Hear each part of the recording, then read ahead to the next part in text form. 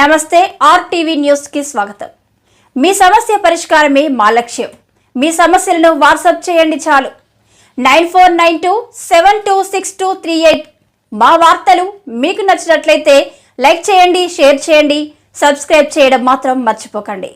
Anakapalli parliament అభ్యర్థి CM Ramesh ఆధ్వర్యంలో గొలుగొండ మండలం పాతకేడిపేటకు చెందిన 25 కుటుంబాలు వైసీపీ నుండి బీజేపీలో పార్టీలోకి చేరికలు జరిగాయి.